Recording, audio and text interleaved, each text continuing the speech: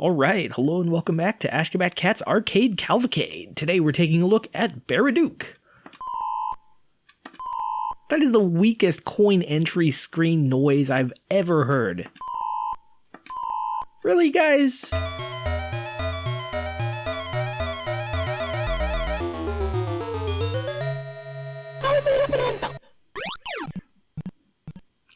Well, on one hand, you shouldn't trust the warnings of like some random alien you find on the street saying he's your friend. On the other hand, immediately beset on by a horde of enemies. So I think I'll take this guy at his word.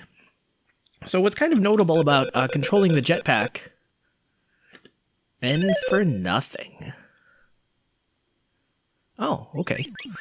I thought for sure there'd be some screen scrolling, but not really, no.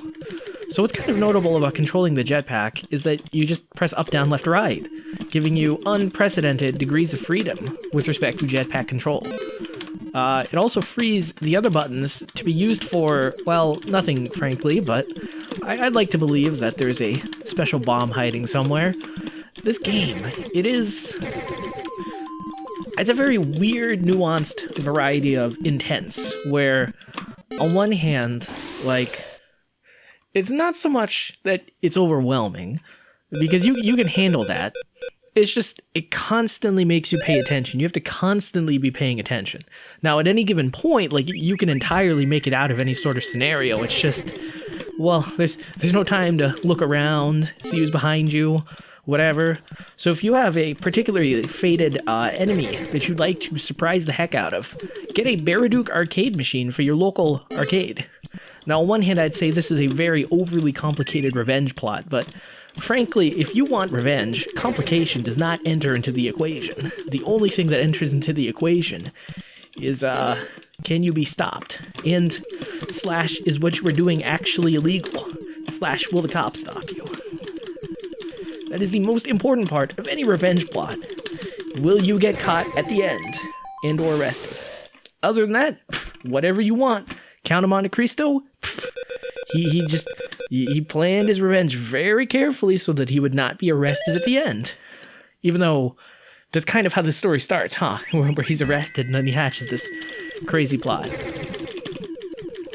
Anyway, back to Baraduke, where yeah, I'd say things are progressing quite nicely. Oh, okay. I was pretty concerned that it was one-hit kills, but well, two hit kills. That might not seem like a lot, but trust me, that makes a lot of difference, especially when you're playing something like Ghosts and Goblins, which is already incredibly hard. And I mean, that game, it lets you get 2 hits, but you have to suffer the indignity of being naked. Well, not entirely naked, but essentially naked. At least metaphorically naked. A little more closer to literally naked than not. Wow. Remember when I said this game was not overwhelming? Well, that was just its level 1. You know level 1. That's the stage that's relatively easy compared to all of the rest of the ones. This one, no. Well, it's level 1, barely doable. The next level ones, or the next levels afterwards, basically impossible. I don't think you can be able to handle this at all. Oh, well, that was a fun surprise. And even the tube attacks you? What the heck? What is this nonsense? On the right side, we have plenty of our friends, I guess. Oh, permanently you get a shield. Wow. I see. And it does seem like there's a relatively robust continue feature where, I mean, you continue essentially where you left off. So, well, I'd say what a nice bonus level, but I lost more shields in that bonus level than I did on most other levels. Oh, man. I see. That is... Usually games have, like, slot machines that just kind of let you... Hey, don't do that. I need you to get more shields. I mean, I'm not necessarily opposed... Okay, whoa. Did I win or am I lost? Okay. Okay. That was... Lots of things just happened there. So I don't know if you can tell, but we like killed the enemy, but also things started to try and kill us. which was interesting because it actually got a little bit more dangerous than when we were actually fighting the boss. There was just so much stuff coming at you. So that's really something. This game, I don't know, man. A lot of games kind of have an ebb and a flow. You know, like you play Mario and it's like, okay, you gotta run for a while, then you gotta do some platforming, and then... Well, looks like... Oh, you really think they've been keeping us on a life system this whole time? Wow. Well... Yeah, I don't think I can handle any more of this game like that.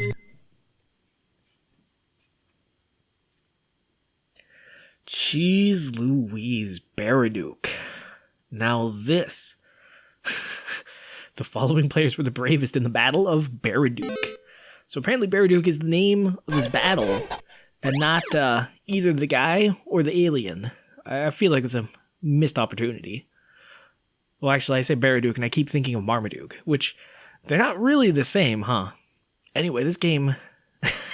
You can choose the little alien guy as characters in your name. That's awesome. I wish I learned that firsthand, but I didn't get to enter in any names into the name entry screen. But that's a pretty nice touch. So Baraduke. Basically completely overwhelming. Like, level 1 is not necessarily overwhelming, but like, compared to many other level 1s and many other arcade games where you're just getting used to how things work, no, this level 1 is like just completely gonna kill you. This level 1 is like level 10 in most other games. Everything is coming at you, everything is gonna kill you. And I mean, on one hand, like, you look at your character and he's like a nice big sprite and you're thinking, oh man, this is great, this makes him look a whole lot better. But in actuality, that makes him a bigger target. And that's one of the things about bullet hell games, because it's like, if you're naive, if you're inexperienced, you look at a bullet hell game and you're just like, oh my god, this is crazy, how can anybody in their right mind do this? But what you don't realize is that when you look at the ship in a bullet hell game, it's not the whole entire ship that's a hitbox. It's like a very small portion. In fact, it's probably just like where the cockpit is. That's the only vulnerable part. And so you can like slip, slide, you can just barely touch bullets and basically get away with murder. But this game, and many other games that feature large sprites and numerous projectiles, no man, there's no way to dodge it. I'm pretty sure you saw those like vertically spreading out diagonal shot, wide shot things. Oh, so apparently if you turtle lower left hand corner, the game's still gonna get you.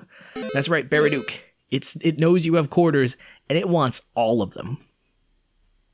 But as you saw, like, the enemy shot like these wide shots at me, and it's like you basically cannot dodge between the shots. Like, you have to just rapidly tap the up or down on your joystick. Because the other thing too is like your character's affected by gravity, so like you have to constantly like deal with kind of fighting against that gravity. I mean, there's an entire different class of arcade game. Wow. This intro screen must really be randomized, because I have not seen the same thing happen twice. Because that's an entire different genre of arcade games where you're flying some sort of aircraft or helicopter or something and it's affected by gravity. And you have to press like up to not crash, but you have to kind of modulate pressing up just so you don't crash. One game that comes to mind is Scramble, but I'm pretty sure this mechanic came in ahead of time. Of course, this game also shows up in every Nokia phone ever, so that's where I heard about this. But anyway, having to deal with that in addition to a screen full of bullets, that's maybe a little bit too intense. And I'd be very interested to meet any veterans of the war on Baraduke, because I don't think there are any. And on that note, this cat's got a scat.